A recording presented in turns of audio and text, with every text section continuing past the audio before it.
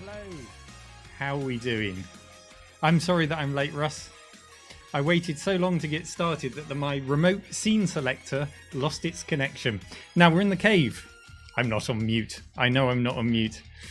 We're in the cave, which means I've set everything up from scratch in here compared to our old setup. So you're going to have to shout at me if the levels are high, low, if the music's looking a bit high. It's not that down. So just shout music up, music down, mic up, mic down. Otherwise, we'll crack on. It's great to see you all here. I could come up a bit. How's that for you, Jake? Is that a little bit better? We're just peeking there. Excellent. Music looks a bit low. Bring up that music.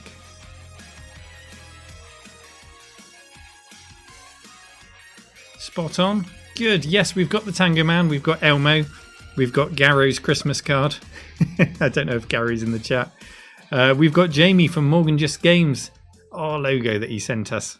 And we've got Emergency Gary if we need him. But I think he's out of batteries. It's great to see you all here. The lights are now safe. I've kind of missed this stream. Oh, wow. Thank you, Mark. Straight in there with the $20. Thank you very much.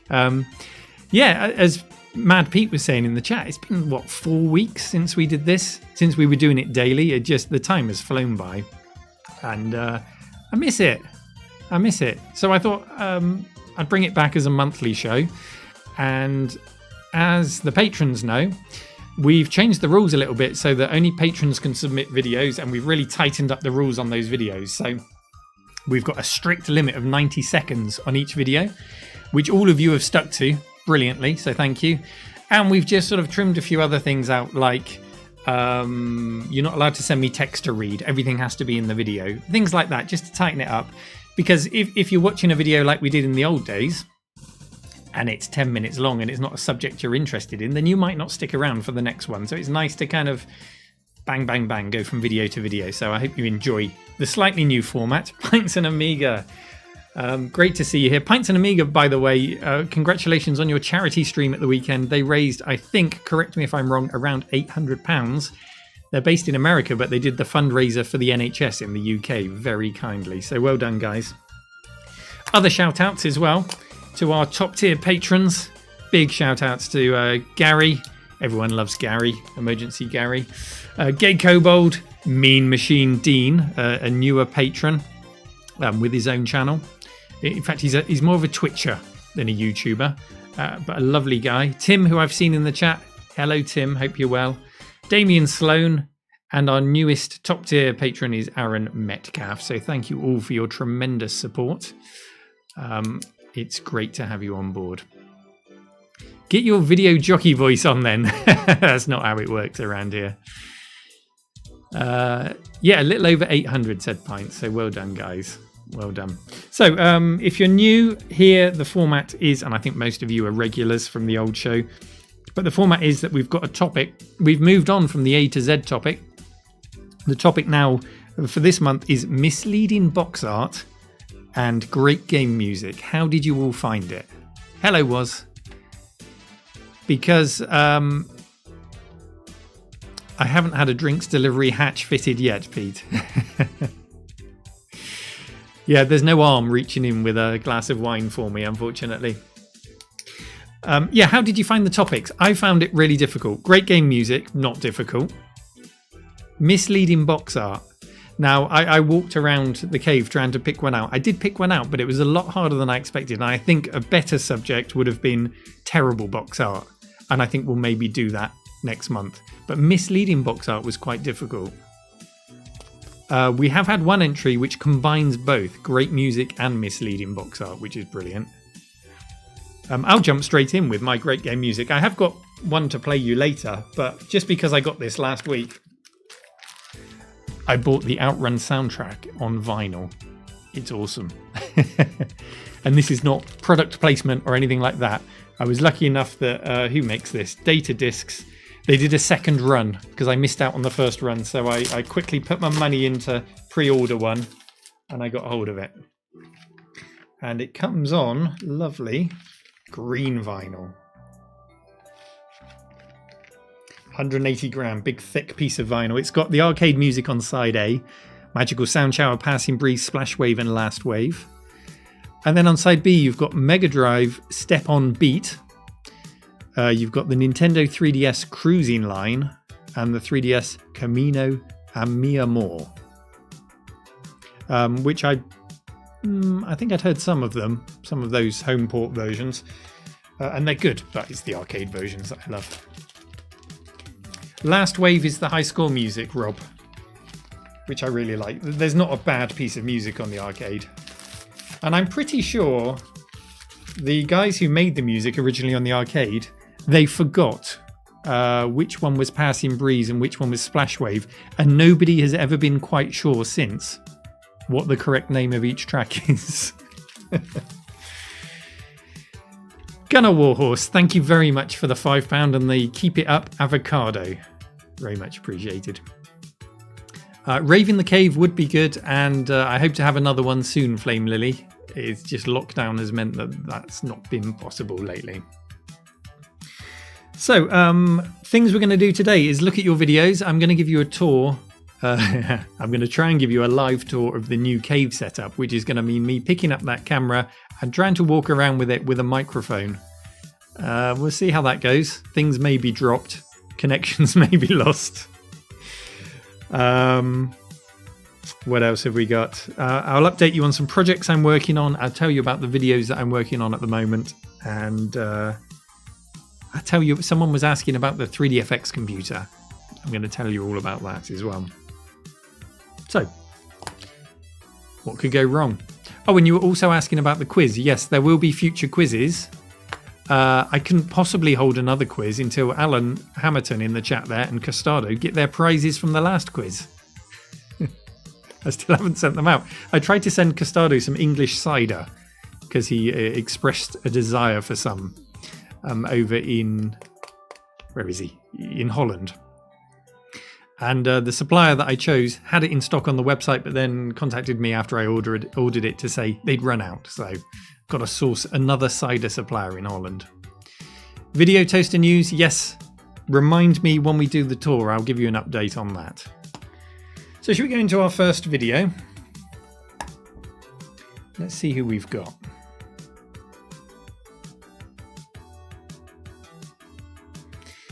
Feel like we've caught up on all business and we're ready to start with Chris, aka 005 Agima. Let's go straight in and watch his video.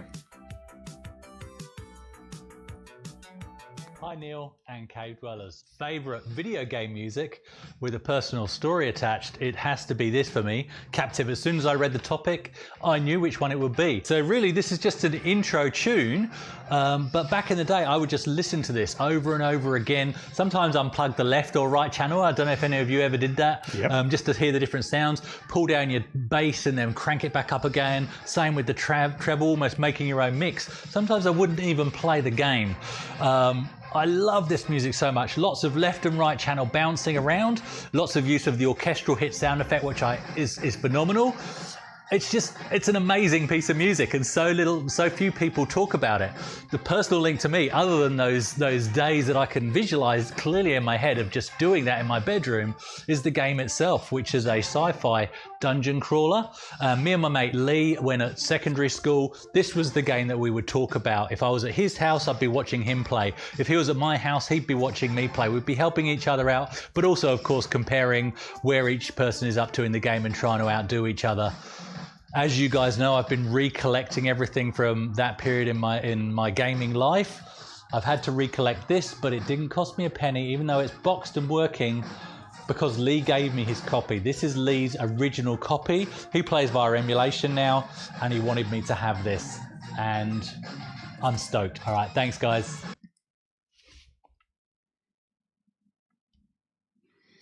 Let's have a little bit of that music, he says. Let's unmute that music. There we go. That's the captive music that he was playing in the background. It's quite difficult for people to talk about why they like a piece of music and let you hear the music in 90 seconds. So we'll just have a little bit of a blast of it.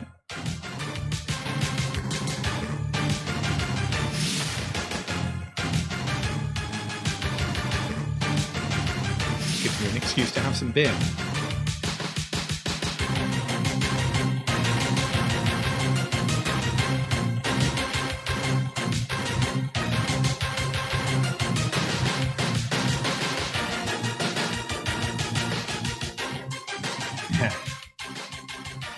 Yeah, good bit of orchestral hit there, says Jake. I don't need an excuse. Well, to be honest with you, you're going to hate me because once again it's non-alcoholic beer because it's a 20-minute drive from the cave home.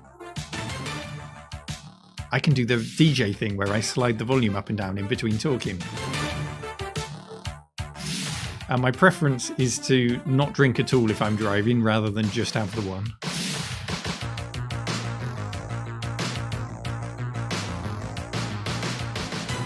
Coming up next on Radio RMC, video games.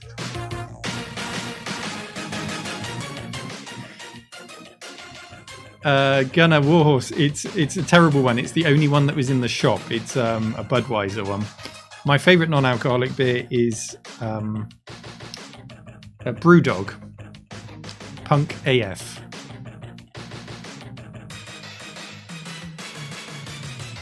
Cheers. So I think you get the gist of that tune. It's a good one. It's a great choice. Captive, I did make some notes on it so I could tell you a little bit about it. We're not winging it quite as much as the old stream. So who had Captive? It was out on the Amiga, Atari ST and MS-DOS. 1990 it came out, and the premise is that you were a prisoner remotely controlling droids in an attempt to escape from prison. Hello Jay. I think I had it on an Amiga format cover disc demo, but I didn't have the game. It's a dungeon crawler, a lot like Dungeon Master, which we've got behind us on the shelf there. Written by Anthony Crowther, and he procedurally generated the levels from a single seed, much like Elite generated its universe and subsequent games. And the result is that the game has 65,535 levels. I'm assuming you didn't complete them all. That number, of course, being the highest number that you can represent with an unsigned 16-bit binary number, so took it to the absolute limit. Completed it, mate, says Dave. And there was a later game, Nightmare, which you may have had, which was based on the TV series. That was programmed by the same guy and used the same engine. So if you played Nightmare, you kind of got a feel for how Captive plays. And actually, thinking about it,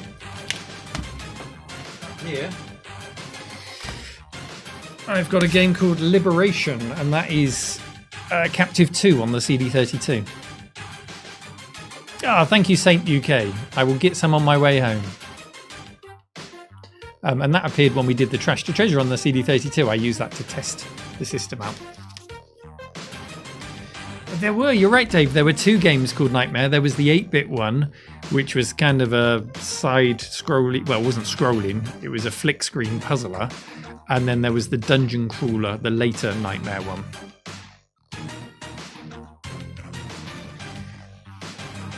Yeah, there's a great intro on Liberation. And I'll put a link in the chat because there is an extended video from our friend at 005 Agama on this game. So if you want to bookmark it and go and check it out, it's the least we can do for him taking the time to send the video in today. There we go, there's a link in the chat. Some of you probably noticed the first thing about these 90-second videos is that it makes people talk fast, doesn't it? They're just desperate to squeeze in as much as they can in those 90 seconds, which is great. Focuses the mind. And you will also notice the trend that most people, 90% of people, have gone for great music as opposed to misleading box art. Let's go to our next video. Welcome to the Fantasy Zone.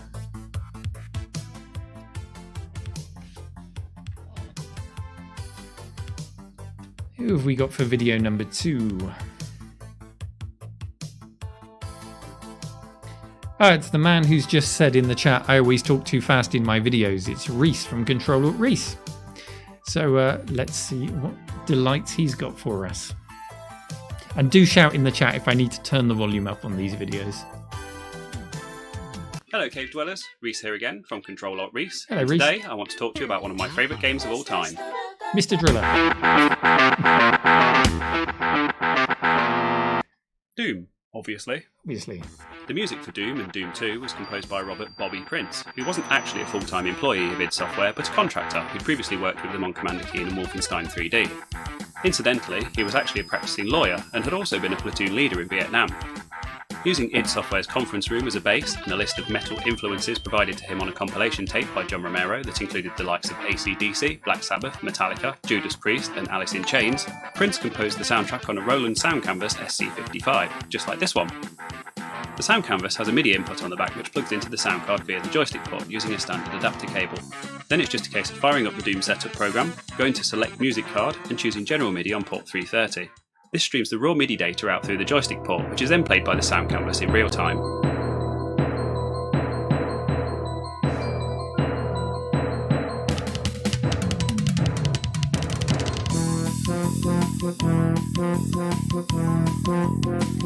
Doesn't sound right. It doesn't sound how I remember it.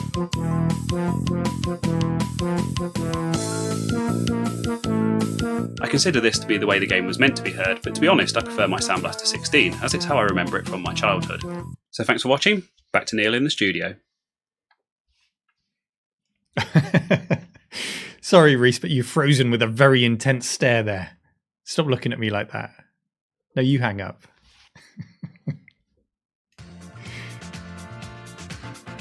It's funny, isn't it? Because that's obviously how the game was meant to be heard, or how the composer Bobby Prince wanted us to hear it. But you like the stare? But like Reese, I played it with the Sound Blaster, and that is how Doom sounds to me. Sound Blaster.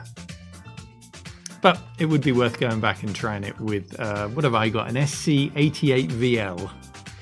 And that's not the last MIDI device that you'll see today. Now, I'm really glad that you mentioned Bobby Prince. Because I was talking to a chap by the name of Lee Jackson for a Retro Tea Break interview this week. And he worked with Bobby Prince. And he wrote the music for Duke Nukem 3D. And I've taken a clip out of that interview. I haven't even edited the whole interview yet. It will be released, I hope, next week for patrons, the week after for everyone else. But I've edited a clip out just to complement your video today, Reese, because I think it follows on nicely from the mention of Bobby Prince. And it's on your scene, so bear with me. Your face is going to pop up again.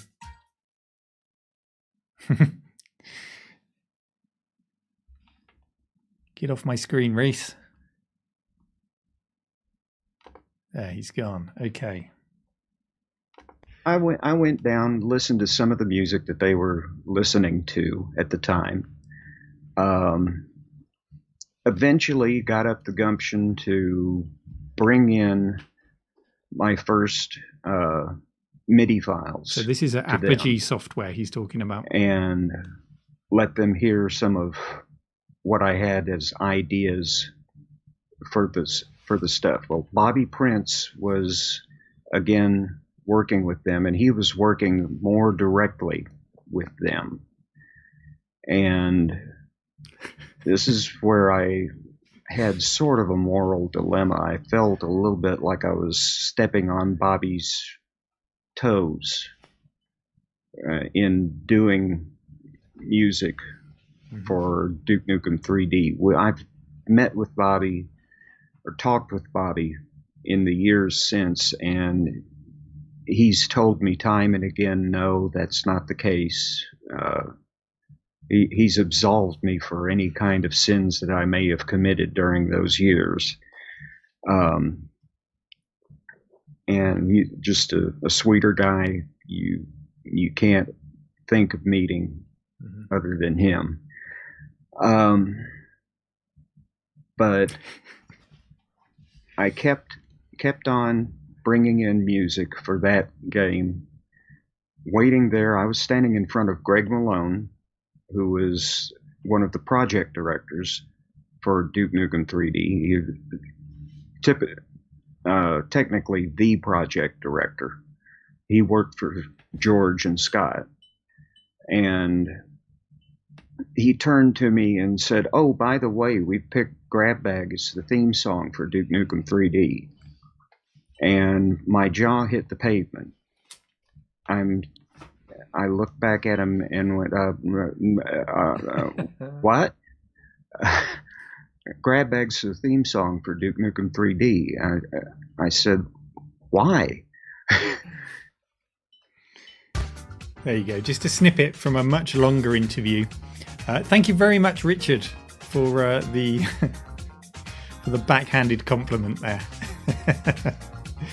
So just to elaborate on that story a bit, he's talking about how he worked at Apogee Software. Oh, and you were talking about id or ID earlier. It's, as far as I'm aware, it's id Software is how you pronounce it. Hello, Baz.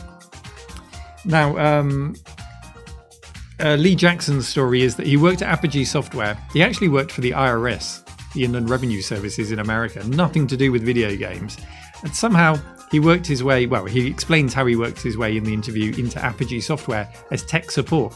And while he was doing tech support, he was just quietly making music at home and slipping floppy disks under the doors to people who were working on projects like Duke Nukem and Shadow Warrior and games like that, just trying to work his way in. And he was just saying that he felt a bit bad for Bobby Prince because Bobby Prince was being paid to do the music on Duke Nukem. That was his job. And this guy was appearing for free, going, listen to my music. And that music ended up being the theme tune to Duke Nukem.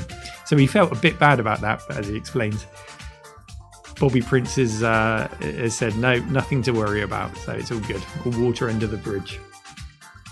So there you go. I'm glad you brought him up. Oh, and also, one last thing for you, Reese. Was sent in a Photoshop of you for no particular reason. I'm going to have to show you it on my laptop.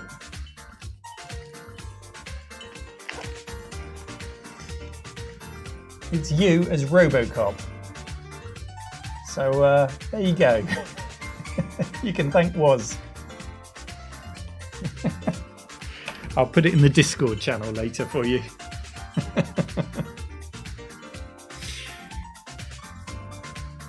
All the technology. I know, Keith. All the technology, and I hold a laptop up to a camera. Let's have one more video and then we'll do a cave tour. Who have we got next?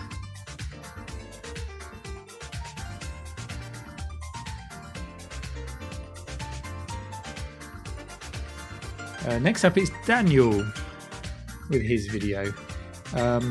Daniel doesn't talk in this video. There's some scrolling text, so you'll have to have a read of that while you watch. Here we go.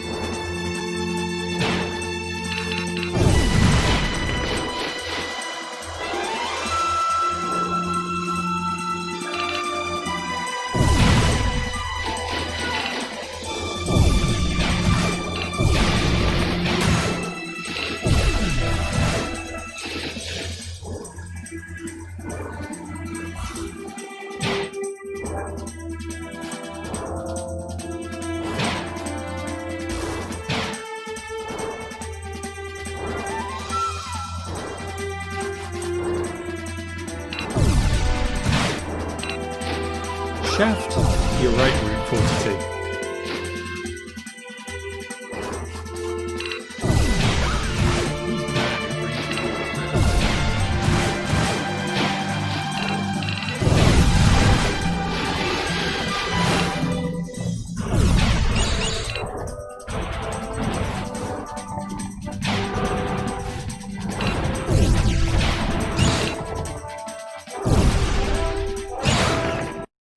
Back to Neil in the studio. Thank you very much.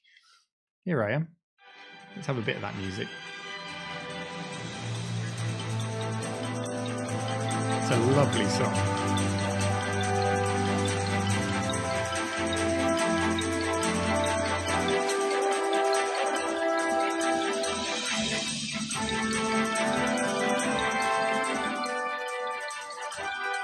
So, who can remember, like me, 1995 Sega Saturns in shop windows playing that game as a rolling demo?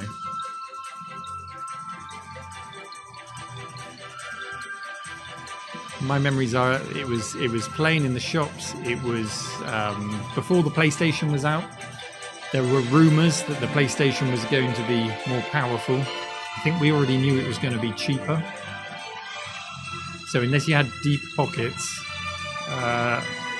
most of us resisted buying it and waited for that Sony PlayStation. Anyone buy a Saturn on launch day or anything like that? Route 42, yeah, it was the same over here. It wasn't a success.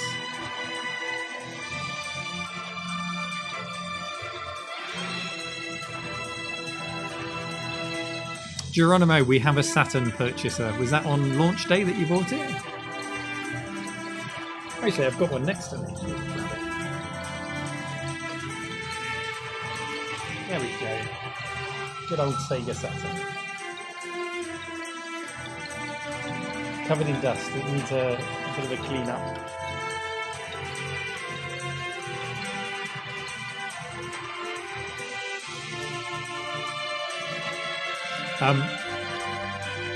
As systems go, if you explore the 2D library, that's kind of what I like to do with the PlayStation as well now, is explore the 2D library, because those games hold up so well compared to a lot of the 3D ones, which look a bit painful now.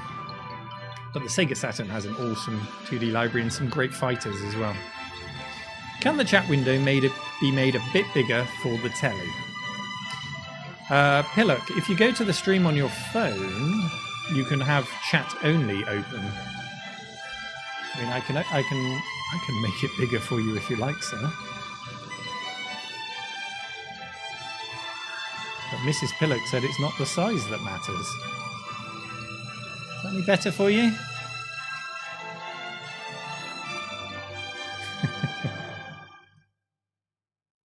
Nights into Dreams was awesome. It had its own analog controller, didn't it? Nights into Dreams? Special controller?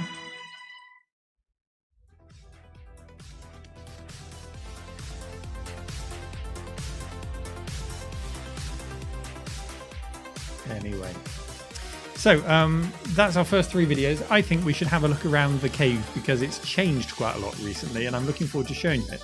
But the problem is, how do I pick up that camera, walk around and talk to you? I haven't got my radio mics because last time I tried to use them, they kept getting interference and I don't want that to happen. So I've come up with a special solution for you. One cardioid mic, one clip, one shirt. Go on, you can do it. What do you reckon? Should we try that? Let me turn it on. Okay, how does that sound? Is that quiet, loud? Does it work? It's so compact. It's good enough? Good. Okay, in that case, I'm going to take the headphones off. Let's make sure the music's not too loud. And let's take a tour of the cave. I'll try and keep an eye on the chat as well. Let me grab the mic. Grab the camera. Don't fall off, Mike.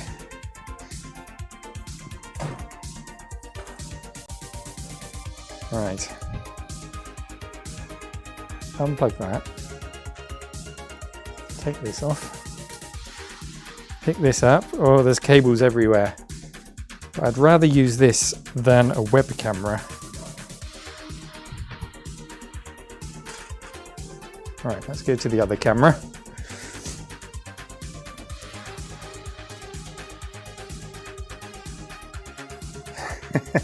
Okay, so what you're looking at here is the back of the cave. If I come back a bit, and that is what the cave has been for a year and a half or so. That back wall with the table, and there's all my live stream cables, with the table straight on. So that's the camera sits here for most videos, and I sit at the desk looking at you and chatting. What I've done in the last month or two, on account of you guys giving me quite a lot more support, a really generous amount of support during lockdown. The patron numbers have really come up. And when that happens, I always like to put it into the channel to give back. So part of that has been extending the set. So we come around the corner a little bit now. That's a little bit extra. Oh, by the way, that bookcase is new. And I like that because it lets a lot more light through, and it has space to even fit an Amstrad CPC on there. The widest of all the micros. Hello, Mark Fixes Stuff. And another bookcase over there. This is what I'm looking at when I sit at the desk, by the way. I've got your chat. I've got OBS. I've got my scene switcher, so I can switch between scenes in OBS. And I've got my mixing desk.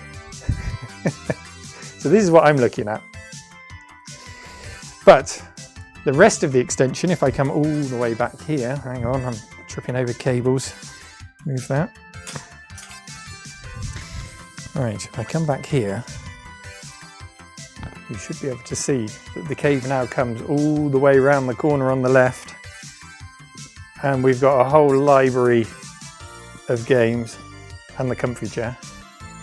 And hopefully, when lockdown is over and we do these live streams, I can have people in the comfy chair to come and visit as guests. So we're going to look at all those. You're probably wondering what this big black sheet is here, hanging up. This is the most useful part of my studio. If you're a budding YouTuber, get yourself a massive sheet because it has multiple uses. The first one being, clip it up in front of you when you're doing voiceovers or you're talking to camera, and it muffles the sound. So in a big room like this, it stops the echo. The second one being, clip it around a monitor when you're recording, and it just kills all of the reflections on a CRT. So it's just a really useful thing to have. How's everything going? Are you hearing me? Are you seeing this? Hopefully I haven't pulled any cables out. Giving away my YouTube secrets. We'll come on to what's on the desk here in just a moment, but let's look at some of these shelves. Now, the first thing about buying lots of RGB lighting is that you end up with 1 million remote controls. But thankfully, I only need about 3 to control them all. But yeah, if you ever need a spare remote control, hit me up. Oh, look at that. That was a new donation. Sealed executive CD. Get it with a little flip top, and it comes with its own ISA card to plug it in. It's a pretty early CD-ROM on my Halifax Little Extra Club money box. Sorry, is the camera a bit shaky? And then I'll just show you what I've got in some of these boxes. We've got the football box, the fighting games box with Blade Runner randomly, Space. I like this one. This is compilations, some of my favourite compilations.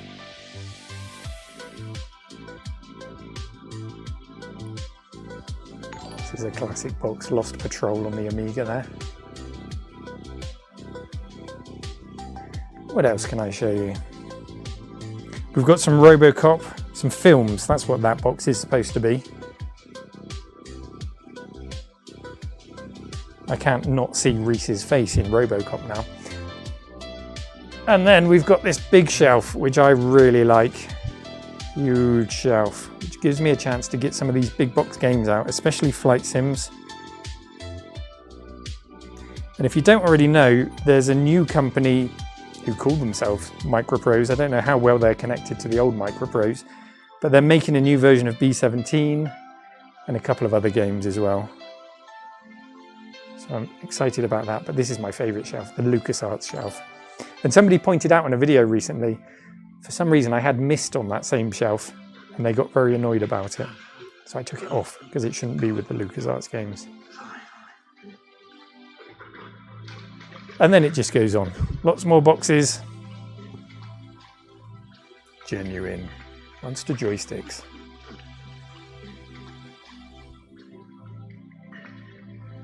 More compilations, flight sims. Oh, 8-bit games, still new and sealed on a peg, like we used to have them in the shops. I like that box. Yeah, so that's it. And one other thing I want to show you, which you might find useful. I don't trip over these cables. Oh, Trevor's over here. Hang on, this microphone's not liking me. Here we go. Trevor's over here. This was a new donation from Tim. Thank you, Tim. And I've also got the controller over there. So it's nice to have some more Atari hardware here. But these stands, you guys might find useful if you want to put machines like this on display. Let's take one off. Let's take the Alice off here. You can find these on Amazon. They come in packs of 2. And all it is a little Perspex stand, and that back bit moves back and forward. You can adjust it to suit. That's about the maximum width. But if you see, I've got a Spectrum, a PlayStation on one, Amiga 600, the Jag. The CPC is probably the thickest one that's on there. So they can take a good size micro. And they're just so useful. It takes away all the worry of these things just falling off the shelves. So there we go. That's the extended cave. Let me just check up on the chat and I'll show you what's on the desk. Is the lab a separate room? No, you're looking at it, Matt. Cave. Lab. It's one room here. And then I have an attic space for storage. Do you want me to show you some more stuff on the lab on the table there? Are you guys interested in this stuff?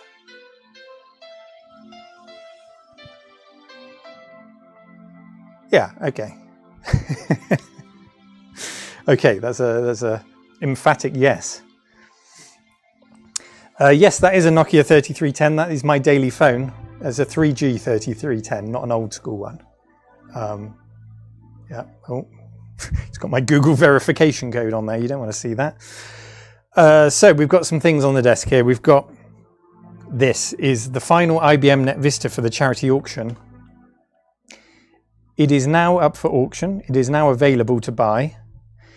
And this is the machine that I put the 3DFX and the Sound Blaster Live in. So this, if you're a patron, you've seen my 3DFX video this week. If not, you'll see it on Thursday of next week. And yeah, it's a beauty. And it's going up for auction for charity. 100% of the funds are going to charity to support hospitals. This is the 4000 that we did up in the last Trash to Treasure, and it's just come up really nicely. This is what I'm working on a video for at the moment. Look at that bad boy. This is a Husky FC486. Pillock, it came from you, didn't it, sir? And I've got it working. It wasn't at first. God, it's 2 kilograms. It's a heavy device. And we're going to have some fun with this in the next video. And here, yeah, thank you, Pillock. And here is Stephen Jones's Checkmate 1500 Plus case. And if you've watched LGR's video this week, I'm so glad that he covered it to give Stephen Jones that exposure. It's a great case. We did the A500 Plus Plus in the cream one, and this is a black one. And what I'm putting in it is my Mister, which is a tiny device to go in there. But when you consider I want to use it with a CRT, so it's perfect to put a CRT on top of. I've got a cheapy black keyboard to go with it. And then I've just got a ton of bits to convert it so that I can access all of the ports. I can access the push buttons if I need to on the back. We'll use the 3D printer to make that happen. So that's a project I'm working on at the moment. And the final thing I'll show you in terms of the 3D printer, I've been getting on pretty well with it as a noob to 3D printing. But what I have bought this week is glass plate, because the bed, no matter how much I try to level it, I've realized, excuse me, I've come to realize that the bed itself is not flat. There's a curve in the middle.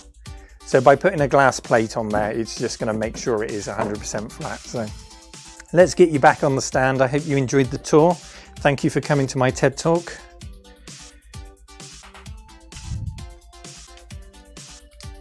Let's get this back on.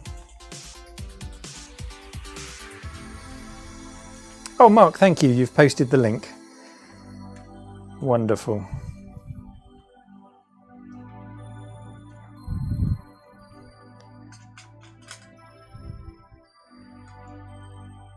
Hey, Elmo. There we go. That should be about right. And let's get you back onto the other mic. Hey, that worked. That didn't fall off. I feel like a 70s singer, or I don't know. I feel like Gainsbourg with this tiny mic. Let's turn it off. And let's turn that one back on. Terry Wogan, exactly.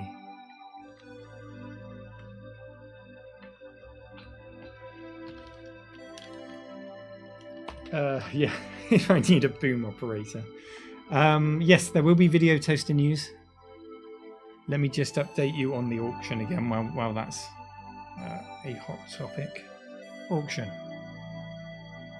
That's not the auction. Let's see if we can bring up the actual auction.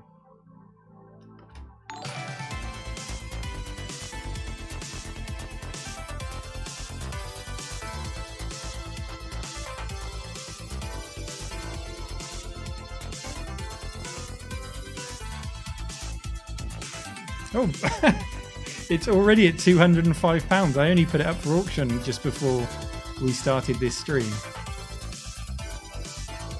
Wow. What's up with the volume? Alistair, am I too quiet?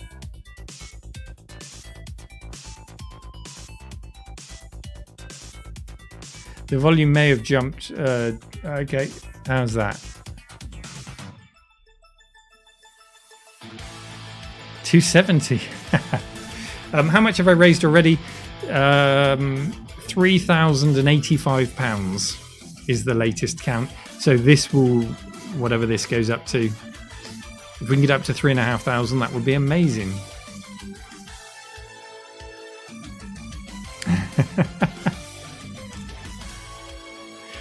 Oh, Richard, he's been outbid. Amazing stuff. So this will get a mention on Thursday's public video. And then the auction will end on Saturday. So a week today it will end. So we'll see what happens. Right.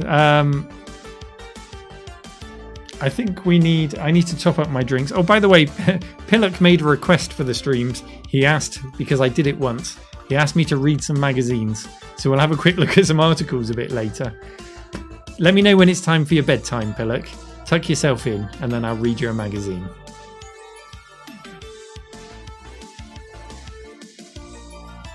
Perfect. Okay, I'm just going to give you, let's say, 2 minutes to go and refill your glasses. Take a break if you need to, because I'm going to go and refill mine, and then we'll carry on with the show. If that's all right with everyone, let's have a short break.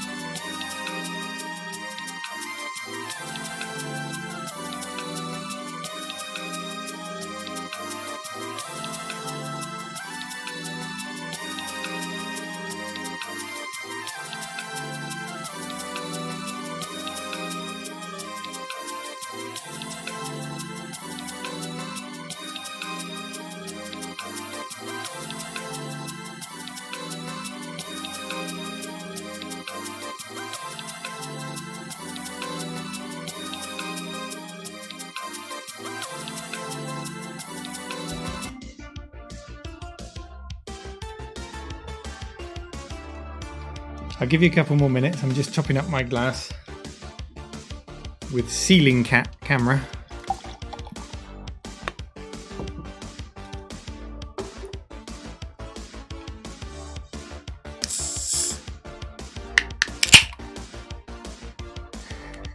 Hello, Jake.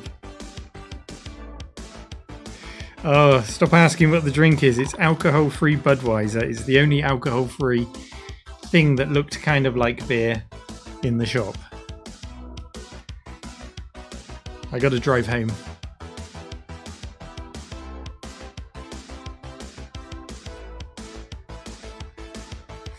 Right, we've got 11 videos. We've been through 3, so if you're ready, we'll crack through some more. And then I'll tell you a bit about some projects I'm working on. Yeah, it's kind of weird, Mark, doing a live stream in the cave, because I always associate live streams in the cave with having guests. I always have Gary and Andrew and all the cave dwellers here, and special guests, and you. We've had you in the past, Mark, and it's just a bit weird doing it on my own. I've got Elmo to keep me company, though.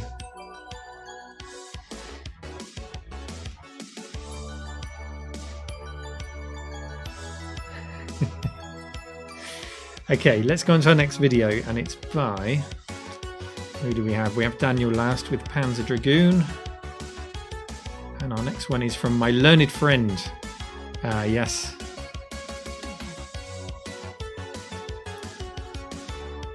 It's a good one. Here we go. Hi Neil. Asking us to think of our favourite bits of game music made me instantly think of this. No Second Prize on the Amiga. Surely one of the best bits of intro music ever, if not one of the best bits on the Amiga, full stop. I mean, just listen to it.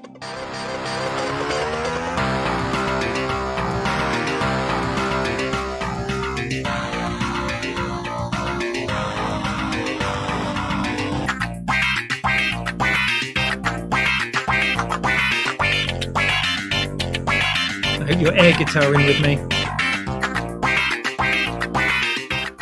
Game has got a really distinctive look, lots of polygons playing, as you can see, even down to the font. It's all very futuristic looking, all very forward looking, all very modern, all very new, which brings me to the box art. Oh dear. It's like the designer never even saw the game and was working off a completely different brief. Generic motorcycle picture, art style completely unlike anything in the game, far from futuristic. Even the font, the logo they use at the top for No Second Prize, which in truth is blocked out by the picture, no relation to what's in the game. But hey, doesn't matter, got that music.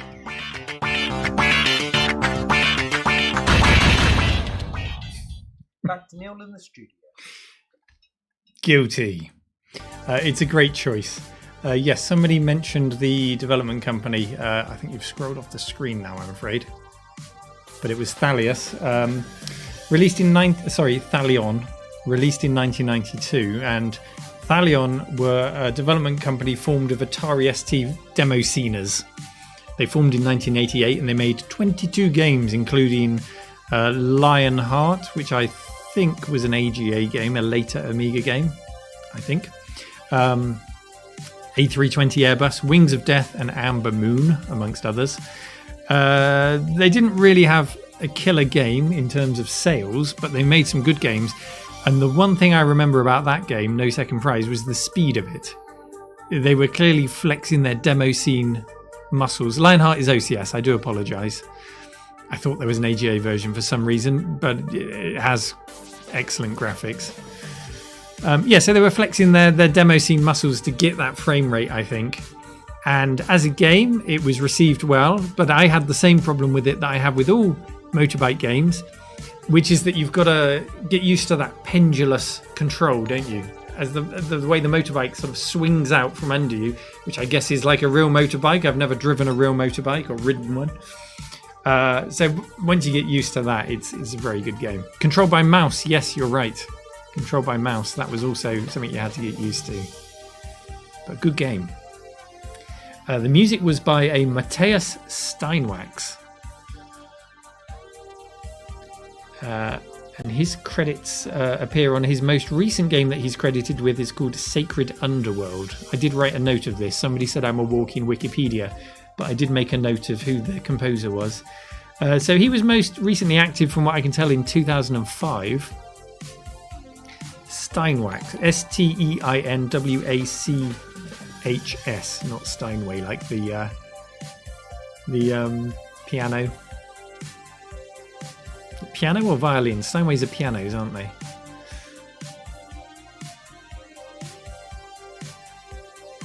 And yeah, that's really nice that it's a combination of great music and misleading box art.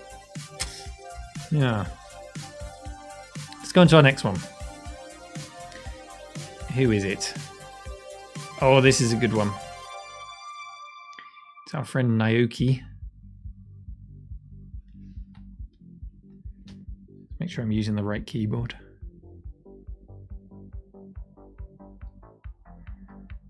This is video number 5. What have you got for us? Oh, Steinwax, not wax. Is that how I should be pronouncing it? No, I haven't got the soundboard, Rob. Sorry. Here we go.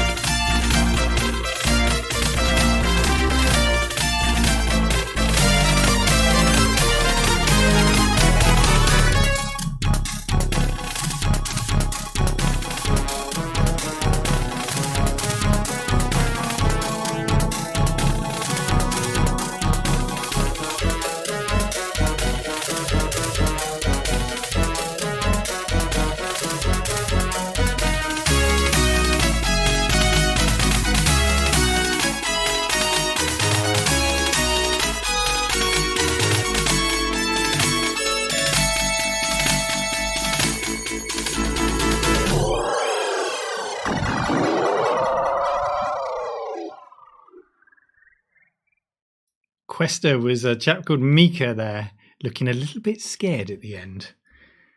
Now, let's bring up the music. I have got some music, but it's very quiet. Let's see if we can...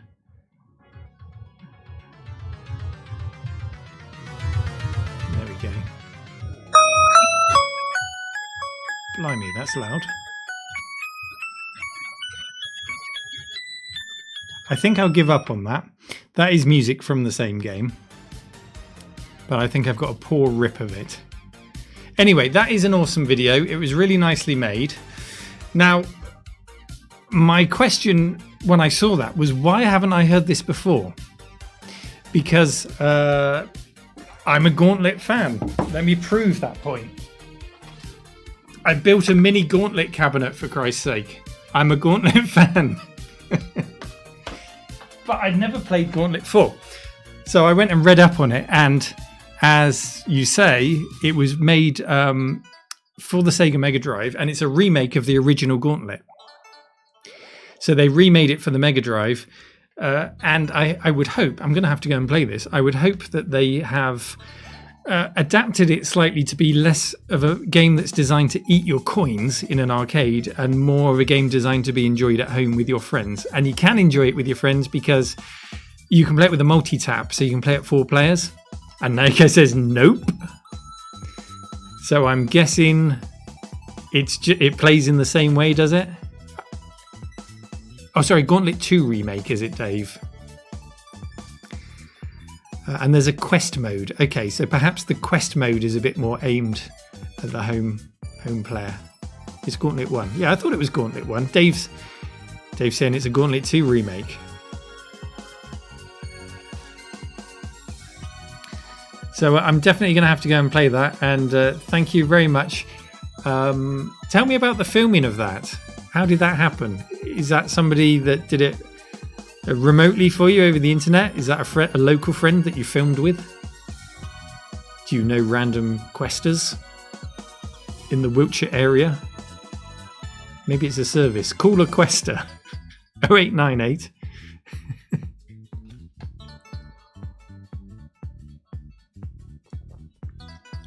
Reese has never played Courtnite.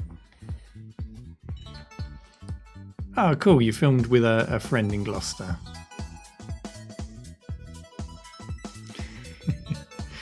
Let's have one more video before we do something different. It's Retro Baz. What have you got for us, Baz? Oh, this is a good one. I did enjoy this.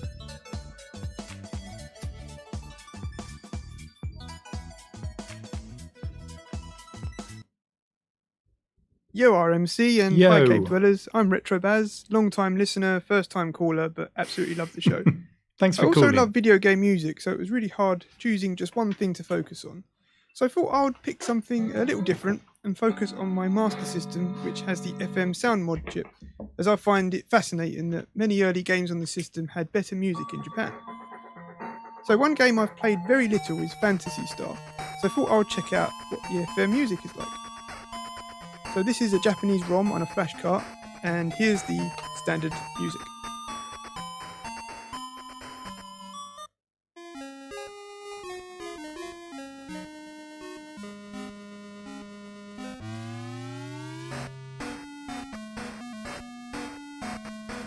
Don't get scared, Elmo. It's just a dungeon.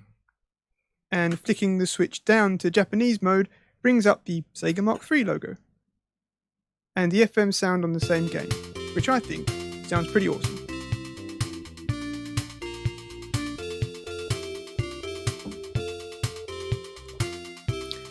Thank you, James. Very kind of you. It's a huge difference, isn't it?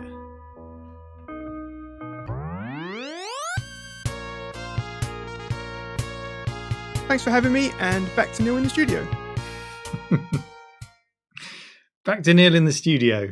I do like it when you say that.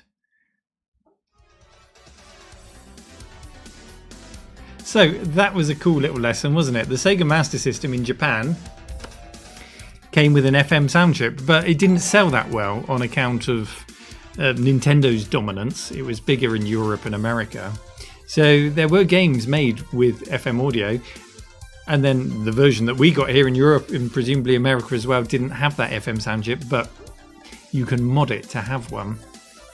And even in the non-Japanese releases, in a lot of those, it's still got the FM music. It's just buried away in the cartridge. And by using an Action Replay cartridge, you can access those FM tunes again and play them. Or in the case, I think Baz used an EverDrive with a hacked ROM, so it just used that music anyway, which is much easier, I'm sure. But what a big difference. What a big difference. It sounded a lot more like the Mega Drive than the Master System that I know. Ahoy hoy, Craig. Foofly says the Master System was a better console than the NES. Discuss. Costado says not all the games sound this good with FM sound though. So we obviously picked a good example there. Yeah, Mark, I don't think we've got any Tim Follin, but it's a good shout. In fact, we're lacking a little bit in the 8-bit submissions. Oh, the SMS NES war is going on in the chat. Pick a side. Hello, Greedy Greg. We've got some more videos for you. Let's check the auction. £320. I mean, that's shot up. That has shot up considering it's just gone live. I would imagine it will sort of even out and then maybe we'll have a flurry of bids at the end. It's great. You know, remember I bought them for £1.60. Now, we should say a big thank you to Craig, who's just appeared in the chat, because he did a trade with me to get that Voodoo 2 down to me. And I have to say, I did a lot better out of that trade than you, Craig. Well, I didn't actually. The charity has done. So, I mean, the value of that 3DFX card, by donating it to this, it's going to raise a hell of a lot more for charity than it would have raised if it was just put straight up for auction. So you've done a very noble thing, Craig.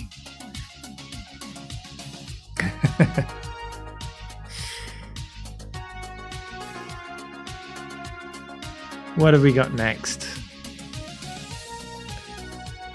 Should we take the Richard Shears trip? It's that time of the evening. It's that time of the evening where Richard Shears melts our brains. Take a swig of your drink. Are you ready?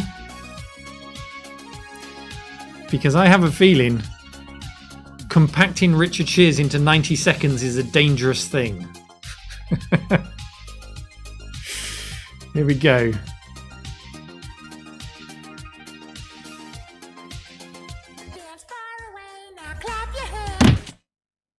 It's summer, 96. PC format lands on my Mac, eagerly awaiting me to slip the disc into my Amstrad 486. An absolute gem of a demo lies dormant, ready to change my life. But did I see it? No. I was far too busy going to beach parties, drinking with such delights as Mad Dog 2020, Reef, or Thunderbird. As the summer faded, and my friends returned to uni, I returned to my cave, trying to forget the horrendous sounds inflicted upon me, such as by listening to Crowded House, Depeche Mode, The Cure, and 9 Inch Nails. I caressed the power button and slipped the disc in. The girls and hangovers slipped away like distant memories as I slipped back into my comfort blanket of isolation. I heard the 540 meg drive spin into life, and my graphics card ignited the pixels on my 14-inch monitor. I installed the demo and played. The Sound Blaster AWE32s tickled the Technics hi-fi with game music like I've never heard. The demo was so good that having completed it, I jumped into my Capri, and with the confidence of the average quality due to the strategically placed grease block from the boot, I drove to Torquay W.H. Smith to pick up a copy. With very careful and skillful driving back, and armed with a supply of cherry coke and fuse bars, the game became my primary focus. December brought about a Christmas gift for myself, the 3D Blaster Rendition 38. I gently inserted it into a spare PCI slot, eager to try out the first of the full packing titles. This was V-Quake, the first 3D hardware accelerated version. I did warn you. So the game was Quake for the music. I think, have I got the music? I haven't got the Quake music to play, but it was very sort of 9 Inch Nails rocky, wasn't it? It really did suit the game well. Wow, what a trip. Just, we need a moment to recover from that. Whew. It was 9 Inch Nails, wasn't it, Reese? Yeah. I did have that copy of PC format. That brought back great memories when I saw that. You need a shower. Yeah. So when that came out, I had a 486 DX4-100. It was my Packard Bell, which was an SX33, and I dropped a DX4-100 chip in there.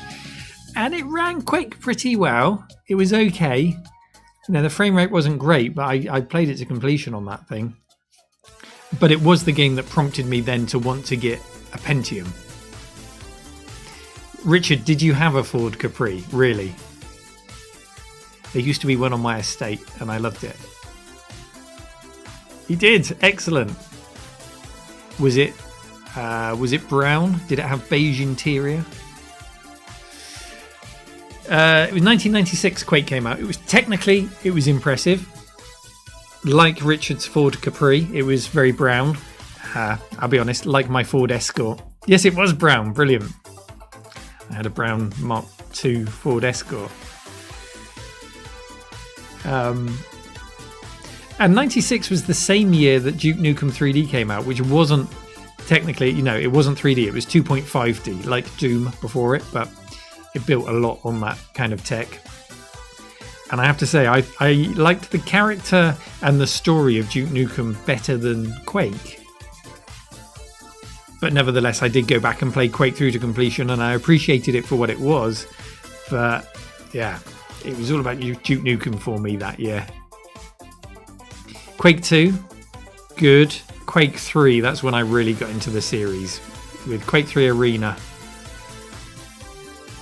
Oh Oh, you had the DX120 Holly. Nice. So we've got more videos for you on the subject of misleading box art and great game music, but we've mostly had great game music so far. I just wanted to mention some projects I'm working on. Some of you are aware of this, some of you are not. I've got 2 projects on the go outside of my videos.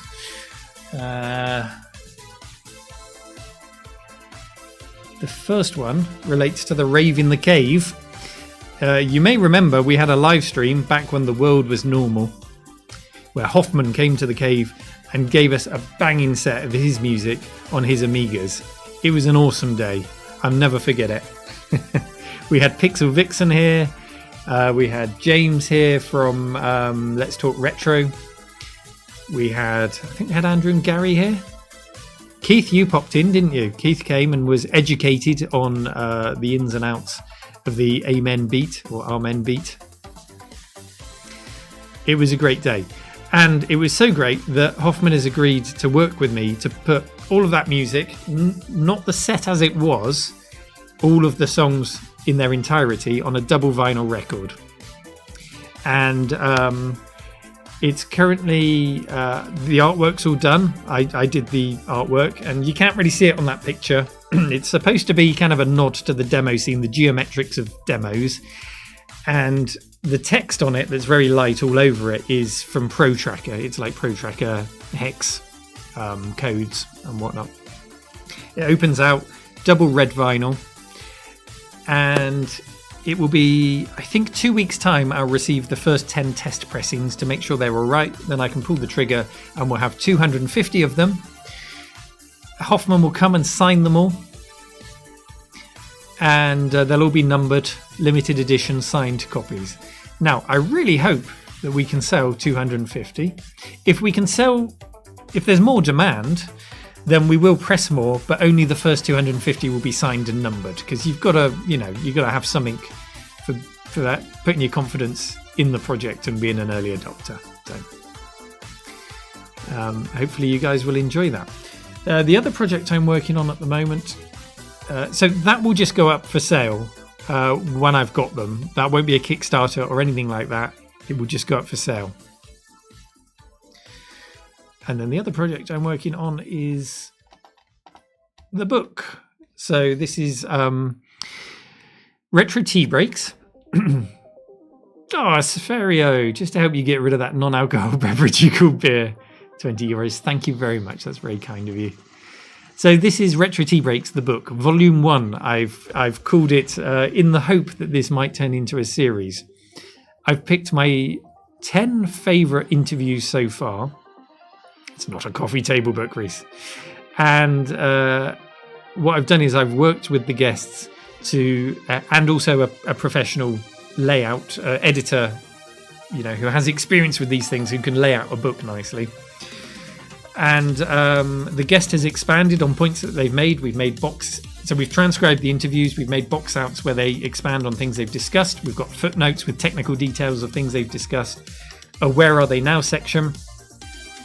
There will be a centre section of full colour pictures submitted by the guests. So we'll get some kind of behind the scene pictures of them back in their heyday. And if you look at the top right hand corner, there's a little pixel art picture of me. That's drawn by Stu Cambridge of Sensible Software.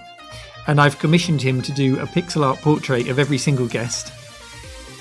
And you'll also be able to get that artwork as an extra if you want, because this is going to be kickstarted to cover the cost of publication. And as a perk on top of the book, you'll be able to get a set of 12 collector's cards with the guests' portraits on, and they'll be like football cards with Stu Cambridge art, and also a mug. The idea being that if this is a success, we'll do another book that looks identical but is a different colour, so it looks nice on your bookshelf, and it will have the next guest interviews, and we can just build up a really nice collection. It will be in time for Christmas. That's the idea, my learned friend, because I've written it in its entirety, because although I'm going to kickstart it, I'm not comfortable with the idea of saying give me your money and then I'll write a book. So I've written it. The final thing that I need to do is have it professionally proofread. And that proofreading is not just checking my spelling, it's also checking that nobody said anything libelous in the interview, so we're not going to get in trouble. You know, you've got to cover all of these things. And there'll be 2 exclusive interviews in the book, which I've conducted because the guests didn't want to do video interviews, so we did text interviews. And it's Chris Sawyer of Roller Coaster and Transport Tycoon fame. And it is Ken Silverman, who created the build engine that powered Duke Nukem 3D. So you'll get those exclusively in the book. I'm starting to sound like the shopping channel now, but I'm excited about it. I'm proud of it, and I hope it gets the backing it needs to be published. I've only set the Kickstarter bar at it's going to be around £4,500, which is just enough to get it published. If I don't make a profit on it, then so be it. It will just be nice to say I've got it out there. But if it's, you know, if a lot of people buy it, then brilliant. It can turn into something big. The Kickstarter is not yet live because I'm waiting for Stu to finish his artwork, and I'm just tidying up some loose ends, and then, you know, I'll release the Kickstarter for you. Okay, yes, that is the end of QVC here on RMC.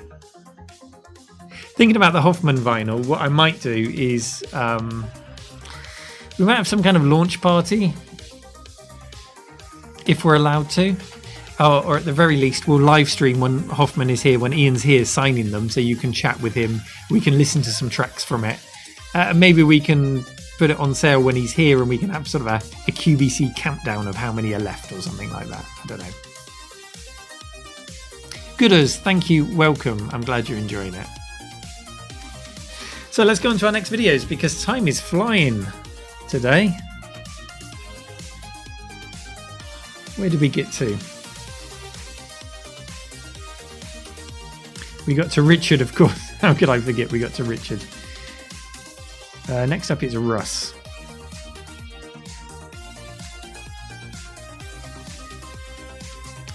Let's cue Russ up.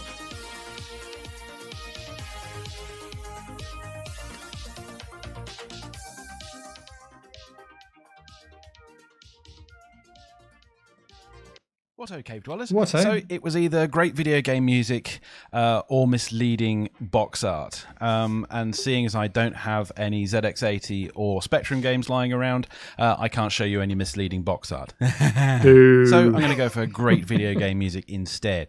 And I think this was the first time I ever heard the music in a game actually kind of liven up the situation, make things feel a little bit more desperate. Anyway, here it is. So here we are in Shadow of the Beast 2, about 2/3 of the way through the game in the Crystal Caverns. So picture the scene, it's 1991 and my brother and I have just found a walkthrough of Shadow of the Beast 2 in a magazine so that we can actually finally get this game finished. And the way the music is about to change is not going to help matters, especially when you consider I was having orders barked at me from my right. I'd never heard music in a game do this before. I mean, I'd only had an Amiga for, I don't know, 6 months at this point. And of course, this is something we're all used to these days, with enormous orchestras being brought forth to record scores for modern games. But I still like to play Shadow of the Beast 2 occasionally, especially as it only takes 25 minutes to complete. Anyway, that's my video. Back to you, Neil. Nonchalant at the end there. It just takes me 25 minutes to complete. It's a great choice. It's an example of music dynamically adapting to the game. Well, I don't know if it dynamically adapted. It was more triggered according to where you were in the level, perhaps. But it was a good example. And I'm glad that Vincent mentioned... He says, I love that game for the end scene music. And that is my second choice of music today. So let's have a little listen to that. This was... I never cared about dying in Shadow of the Beast 2 because this is what we were treated to when you died. On an Amiga.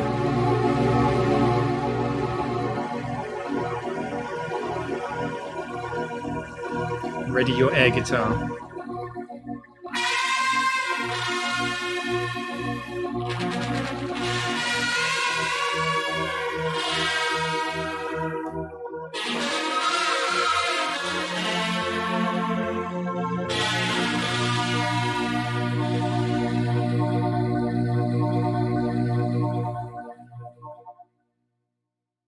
It was great. It was great to hear that coming out of your Amiga, and I'm glad Daniel and then Keith at the Digital Orphanage have both said it was actually ripped off, and yeah, it was taken from a scene in Miami Vice. And you can find that on YouTube if you search for it. There's a video that shows you the two together. Steve W, I don't believe you. He says the ST version also had decent music. Thanks to Mad Pete, who was in the chat earlier. I think he might be streaming now. He sent me an Atari ST that needs a good clean, but otherwise, and I think some repairs on the keyboard. But we do now have an Atari ST in the cave, so that will have its time in the sun. Dave says, Shadow of the Beast, I think that marks the start of the era where the Amiga started to come into its own. Now, the thing is, Dave, Shadow of the Beast came out in 1989. So it did, you know, it was incredible for its time. Shadow of the Beast 2 came out in 1990. Shadow of the Beast 1 had music by David Whittaker. Veneseria. Or Venesera, sorry. Amiga is greater than Atari ST. Sticky out tongue face. And your video is coming soon. And it's a good video. You guys are going to like this video. So yeah, David Whittaker did Shadow of the Beast 1. Tim and Lee Wright did the music on Shadow of the Beast 2 in 1990. But they used the same Korg M1 synth as David Whittaker, which is why it sounds kind of similar. But it's not the same. You can tell it's a different composer, but it's still great music.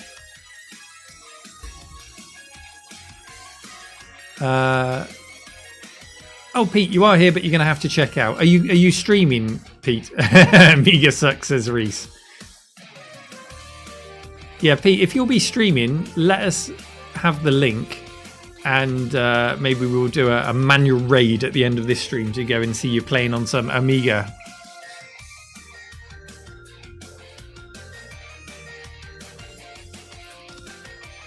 Who have we got next then? Oh, Jaguar XJ220, that is a good choice as well. Jonathan said that. Oh, this is a good one. I say that about every video now. Oh, this is a good one. I keep reminding myself what we've got coming next. Here we go. This is from Toma. Apologies if I'm saying your name wrong, but thank you for this. NAG TV is a forum for users of Commodore's Amiga computer. Hang on, that's not what we want. By members of the Northwest Amiga Users Group. As a special. We'll come back to that video. Hi Neil, my name is Tomo Gabel. I've been a Retro Man Cave fan and supporter for a while, including on Patreon, and I want to use my 90 seconds wisely, so there are two things I want to share with you today. The first is this. This is Dune, a Spice Opera by Exhaust. The lighting is making it a little difficult to show. I hope you can get a good glimpse of it. This is the soundtrack for the Dune adventure game, composed by Stefan Pike ages ago, I think 89, and recomposed into a truly brilliant OPL3 FM soundtrack for the PC. This is kind of a rarity nowadays, a collector's item for sure, and I'm very proud to have this as part of my collection. But the second thing is the true oddity. So a few years back, I recorded the soundtrack for Defender of the Crown off of my Amiga 500 Plus. Now, I wanted to post this online so that other people can listen to it, because I never had until that point, and I wanted it to be above board. So I tracked down and contacted Jim Cuomo, who was the composer of the game. And he was such a gentleman, he not only gave me permission to post this online, but he had also sent me this, which is the gameplay CD. These are recordings from computer games superimposed with real instruments. So really cool. Thank you, Jim, and thank you, Neil. Thank you. And yeah, Jim Como was, he did the music for Defender of the Crown, which was really one of the first Amiga games to really, start to show off what the Amiga was capable of on the 1000. A very talented musician. We talked about June Spice Opera there, and I put a link in the chat if you want to watch that. It's a great take on the June music, really nice. But I did the CD he held up at the end there. That came out in 1988. So Jim released an album of his computer music in '88, which was pretty forward thinking. People weren't really looking to go out and buy chiptune music as it is described as a genre. Although I think it's a bit more varied than we traditionally think of as chiptune music. And I can't actually find that to listen to, so it's a pretty rare thing. But I did find this interview of Jim at a user group, which is quite special. Let's have a little look at Jim. NAG TV is a forum for users of Commodore's Amiga computer and is produced by members of the Northwest Amiga Users Group. There's a special guest with me today, Jim Como. And Jim is a musician extraordinaire and an Amiga programmer. And basically, welcome to NAG TV, Jim. We wear our Thank sunglasses you. indoors. It's a pleasure to be here. Didn't know you were around. Well, Looks great so far. Tell us a little bit about yourself. Well, I've been a traveler for most of my life, and You zoomed out too far. music has been the motive force in that travel. I've been spending most of my last 20 years in Europe. I'm back now to America. Came back a couple years ago, and it's taken me this long to find Portland. That is MIDI controlled with this? Tell us how you Well, this is a MIDI horn that just operates as a trigger to a synthesizer. It's a horn for you, Dave. And then we have some Amigas, of course, that are going to generate some of the background music and some of the graphics. This technically is not computer-driven MIDI stuff. I'm just using this as a trigger, but you'll see. There'll be some later. All right, let's. What's the name of the piece you did? This is called Pike. It was written in Colorado, evidently. And here we go.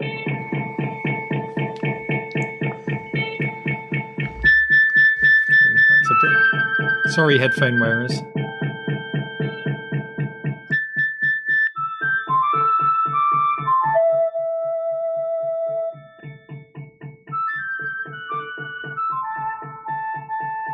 Look at those graphics.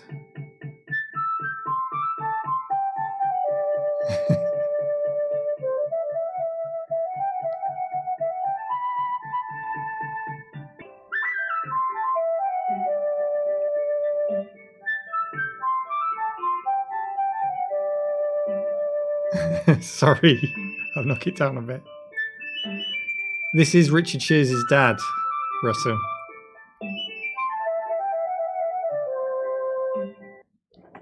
Wow, Jim, that was absolutely marvelous. Thank you, thank you. I love those graphics. And how did you generate those? Well, that's all in a program written in JForth. I've written a dictionary full of graphics commands that, of course, start with all the instructions that one needs to turn a pixel on or turn a pixel off. No, he didn't write it with acid, Keith.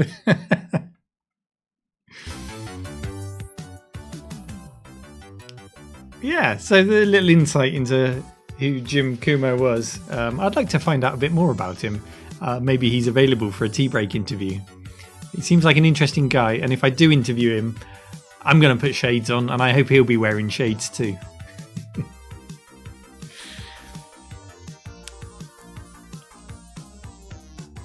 Let's go to our next video. We've got 2 videos left for tonight. Our next one is from Vanessa, and this is a great one. He says again. But really, it is.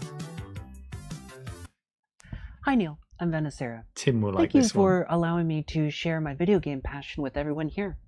For my video, I wanted to get into the origin story, the one video game that ultimately led me down to this crazy and wonderful hobby of preserving and collecting vintage hardware. That amazing game is TIE Fighter. Now, don't get jealous, Reese. Look at the MIDI tower.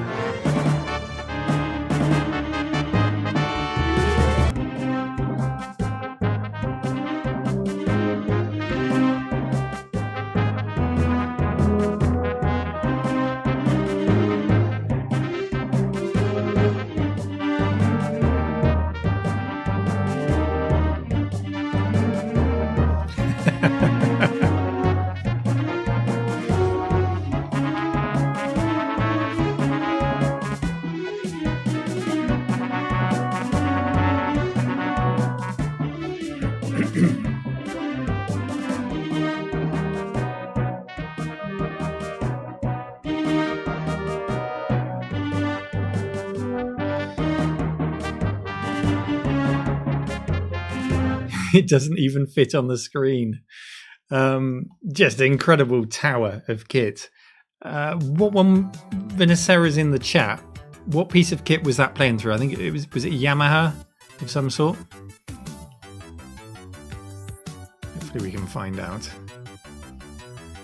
In fact, maybe you can talk us through some of the other bits of kit in there. An MU2000EX. Reese has gone straight onto eBay to see if he can buy himself one. So, TIE Fighter 1994 from LucasArts, the sequel to the X-Wing game, I believe, based on the same engine. I was big into the Wing Commander games, but that all changed when X-Wing and TIE Fighter came out. Because it combined my favourite genre, which was flight sims, with the lore of Star Wars, and a huge part of Star Wars, of course, is that music. You only need to hear, you know, I don't know, 3 notes, and you can immediately say, yeah, that's a Star Wars tune. That's the Imperial March or whatever. And it's a very timely choice because you guys will need to fill me in chat, because I've just seen things floating around on social media, but is there a remake or a new version that's being worked on? Is it by Lucas, or who's making it? Squadrons, that's right. Star Wars Squadrons, and it looks great. The shots that I've seen of it look great, and there was some concern, I believe, EA's making it, and there was some concern about microtransactions, wasn't there? But I understand that they've promised that that will not be the case. Team-based, awesome. Does it have VR? Oh, look, as soon as I said that, Rob's already put the answer. Flying an X-Wing in VR on a modern computer. Pack it up, we're done with retro. Yeah, that's the risk, isn't it, Alistair? EA, in what way are EA going to kill it? Because if they can, they will. They will. And the other game that's going to have VR when it comes out, if it comes out, is, we were talking about Microprose earlier, their new version of B-17 Flying Fortress is going to have VR, and that's a team play game where you're all in the B-17 working as a team to fly it and to navigate and to bomb, but you can do it in VR. Between that and Star Wars Squadrons, oh man, I'm excited.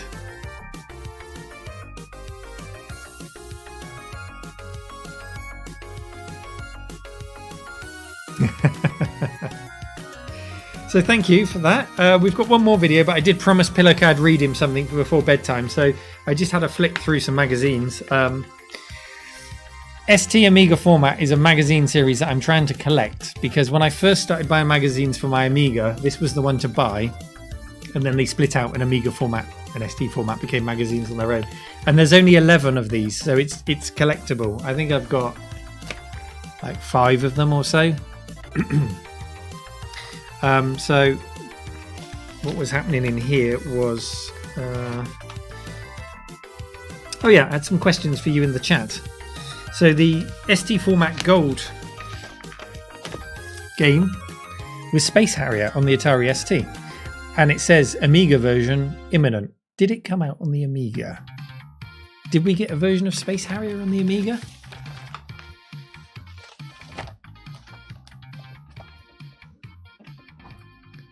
Yeah, you did have it on the Amiga. Okay, I wasn't sure if it ever came out, but at this point, which is September 1988, £2.50 by the way, it hadn't come out on the Amiga. It was £19.99, and you could play it with your mouse or joystick, and the conclusion was 83%. Is that the Space Harrier music that's just come on? It is, isn't it? It was meant to be. If I'd planned that, I would have been proud of myself. Anyway, by the time you've reached the 5th level and ridden the back of a dragon, you'll be hooked on the spectacular action of Space Harrier because of its high quality graphics. Because of its high quality graphics content, you just can't write it off as an arcade fare. It really is an excellent conversion, and its screen velocities alone should ensure equally fast sales. Get ready, is how the review ends, aptly. It looks pretty good on the Atari. Reese, have you played this on your Atari? Now, in contrast, on the Amiga, we have a game that I did have and I remember well. Let me find the page. Right, who played a game called Mortville Manor? France's 1987 Game of the Year.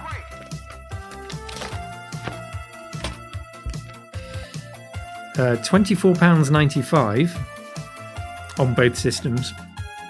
It was out on the Amiga. It was due out in August, but this is September, so it was overdue. Now, the thing about Mortville Manor was it was a point-and-click adventure game, but it used the Amiga's speech. You know, talk that you had in Workbench, and you could make it say rude things. Well, it used that throughout the entire game.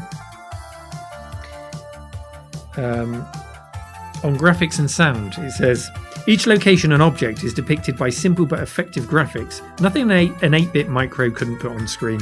But what makes Mortville Manor really unique is that the characters really do speak to you, complete with animated faces as they deliver their message. Nothing new about speech in game, you say, but 8 characters talking clearly in thick French accents. Genius! There's a staggering amount of speech crammed onto the disc, far too much for it to be digitized. The game is evidently using the Amiga's speech synthesizer chip directly, so how it'll work on the ST is anyone's guess.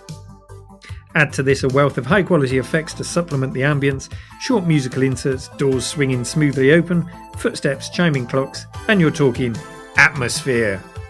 The big essential of any game. 78%. Yeah, that was my first thought, Reese, when I read it. The Amiga had a speech synthesizer chip? It didn't. It used Paula, its regular audio chip, and it was just software speech synthesis. It's difficult to say, isn't it? So, Mortville Manor, says Ian, asks too many questions of the suspects in the game, and they all say, you are too curious. Ian's obviously played it. So I do wonder if the Atari got the speech or not. We also had The Empire Strikes Back, Better Dead Than Alien this month. And the thing that I notice about this, World Tour Golf, Arkanoid, Revenge of Doe. The thing I noticed about ST Amiga format compared to the Amiga formats that I got is there are a lot of articles about robotics, programming, very few games, and I don't know if it's because 88 was quite early in the life of the Amiga 500 and the cheaper homeowners that were more interested in games. That's probably why it's less game oriented, and there were just less games available for it, I guess. Fast forward to February 1993, £3.95 for Amiga computing. And in the news, big news. Epilepsy warnings played down. British doctors have played down warnings from 2 leading games console manufacturers and scares in national newspapers that light patterns used in video games could trigger epileptic fits. I remember all of the news about this flying around. Instructions supplied with Sega Sonic 2 say that the video game may induce an epileptic seizure and advises players to discontinue use if they feel certain conditions. Sega say they've issued the warnings to protect themselves against possible legal action, although the firm were unaware of cases of epileptic fits being caused by games. Similar advice to Nintendo customers was given after 1 or 2 isolated incidents, a spokesman said. But experts stress that games cannot cause epilepsy in people not affected by the condition, although they admit that light flashes in games played on some television sets could trigger fits. Sue Cooper, spokeswoman for the British Epilepsy Association, said that there were up to 350,000 British epilepsy sufferers, but fewer than 10,000 are sensitive to flashing lights. It's such a small proportion of sufferers, she says, that we don't consider it to be a problem. She advises parents not to be put off buying video games for their children. Sue Cooper, not Sue Cougar. So who remembers all the hysteria about epilepsy and video games? Before we got onto video games are too violent, we had video games will give you epileptic fits even if you don't have epilepsy. Yeah, it was a big thing, wasn't it? So there you go, Pillock. I hope that's got him off to sleep.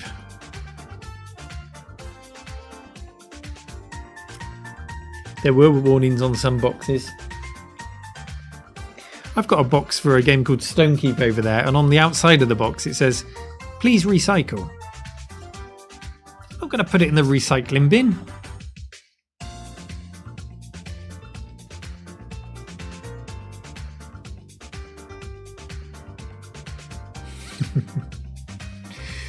Okay, we've got one more video to see us off. This one comes from Woz.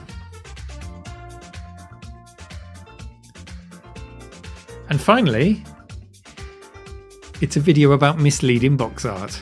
So we have got one full submission on the topic. Let's see what Woz has to say. Hello Cave Dwellers. Well, today I've got some Mastertronic misleading box art to show you. So this is how most of the games came and were displayed in my local newsagents as a kid. So I go in there, have a little flick through. Most of the time you can kind of tell the titles weren't so great. But one day I popped in, probably to get a can of Coke or a chomp, and Venom was staring back at me as I went to pay. And that's where they kept the games, right at the front of the store. And I didn't buy it straight away. I had a good old look, really liked the artwork, fantastic logo across the top there. And by all accounts, I thought this was an action title as what I was playing up to that point, mainly on the Spectrum. Had a lot of war games, Rambo, Operation Wolf, Green Beret, shoot 'em ups like Flying Shark, and a lot of beat 'em ups as well. So I didn't associate many other genres with the Spectrum at that point. So it wasn't until I sort of flicked it over and I caught a glimpse of the word adventure that I caught on that this was maybe something a little bit different. But what really drew me in was that artwork, and it is fantastic, and I love it to today. I love the armoured horse rearing up there. This reminded me of shows like He-Man, you know, it reminded me of Battle Cut and things like that. So yeah, I thought, let's give it a go. I couldn't really see much on the back in ways of screenshots. It was a gamble. It was $1.99. A lot of money though, back in the 80s, late 80s, must be 1987. So I thought, let's give it a go. What could go wrong? Oh God. Too late for a refund? Yeah. I remember having similar experiences. Now, the pristine boxes that you had there are like the ones that I showed you that I had hung up. Let me show you. And you'll notice ours both have that orange sticker. Both Woz and I have that orange sticker on our pristine boxes. I don't think you can see because it's a bit faded, but it says on this example, which is Camelot Warriors, it says £1.97 because it's got some kind of discount on it instead of £1.99, and it says Toys R Us. So I think we've both come across ex-Toys R Us stock, and that's why we've got these. But I remember them being hung up like this in Superdrug and Boots and W.H. Smith's. And this one is a flippy, which means it's got the Spectrum on one side and the Amstrad on the other side. But yeah, I did exactly the same. I had a game on my Amstrad called Rygel's Revenge, or Wriggle's Revenge. I think it was Rygel's Revenge. It was by Mastertronic, and on the cover it had a bad guy with it looked like Dr. Disrespect, if you know who he is. Had a mustache and a mullet and an Uzi. And then there was another guy below him with a machine gun, and it looked like all the action I wanted. But it had no screenshots, but I thought, okay, I'll buy it anyway. And I got home, and it was a text adventure. I had exactly the same experience as was there. Yeah, so in the chat, have you got any submissions that you might have put forward for misleading box art? Oh, I've got another one I can show you actually. I'll bring it up to the camera. This is my choice. Who knows the game Frack on the BBC and the Electron? And this is the box for it.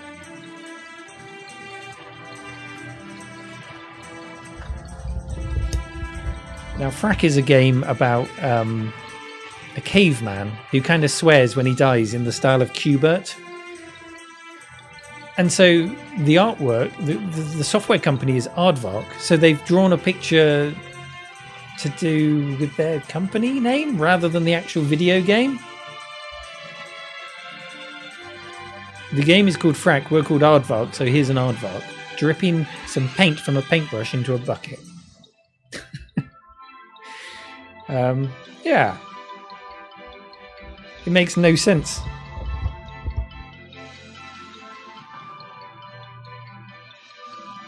It's like Kevin Toms.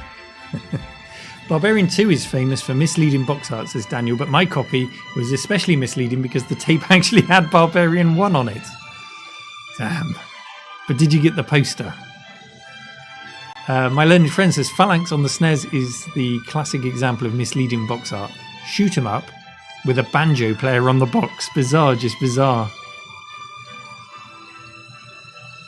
Captain Blood? Now, let me get Captain Blood. I don't think that's too misleading. Hang on.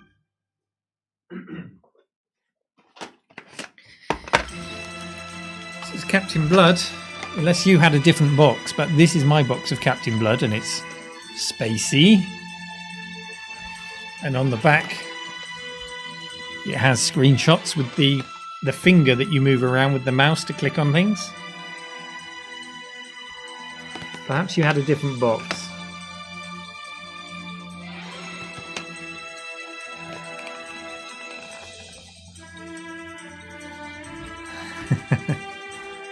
Turrican 2, great shout for best music, Andrew.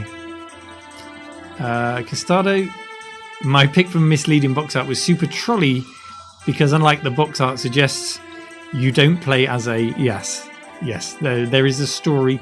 If you want to hear a well-told, an interesting story about a difficult subject about video games, look up the episode by Kim Justice on Super Trolley. It's an interesting watch.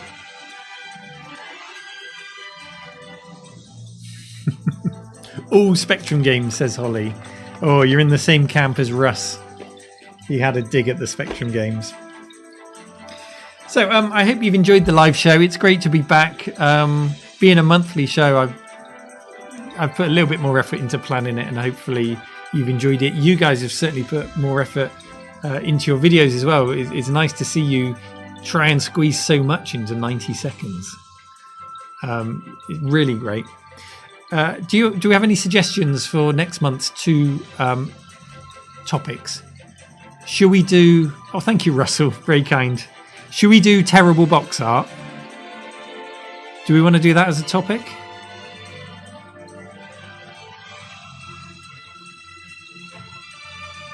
I'll put a post up on Patreon. Let's do a poll. I'll put a post up and we'll have a poll of topics and you can choose which one you want to do. And it'll be 90 seconds again. Video submissions are from patrons, so if you want to get involved and support the cave, head to patreon.com/retromancave. If not, come back and watch again. It's great that you've come to hang out and chat and enjoy the videos. Daniel would like to see any leftover alphabet videos. I've got them all. I'll see what I've got, Daniel. Uza would like misleading adverts for games. Yeah.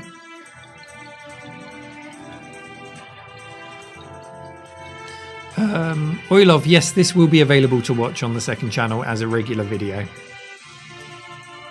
Unfair deaths. Yeah. I think if we have 2 topics, I think we need one that an answer immediately springs to everyone's minds, like great music. And then you can have one a bit more difficult, like unfair deaths or something like that. Just to make you think a bit more. Otherwise, we won't get any videos. Games that shipped broken, yeah. Keith would like to see box art with bearded women.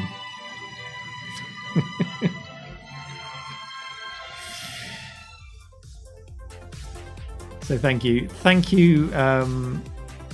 Just thank you so much for your support, guys. Thank you for watching the main channel. We are fast approaching, thanks to featuring on LGR for his last 2 videos, 110,000 subscribers. We are really motoring at the moment, which is awesome. And if you're new to the second channel, take a moment to subscribe. And I will see you next time on Thursday on our regular video releases with the 3DFX PC on public release and the military PC on Patreon release. One last look at the auction. £395. Insane. Insane. All going to charity. Just fantastic. All right. Thank you, everyone. Take care. Have a great weekend. And I will see you next time. Bye-bye. He's waving. I can't shrink my head on this setup, but I'm waving. Bye.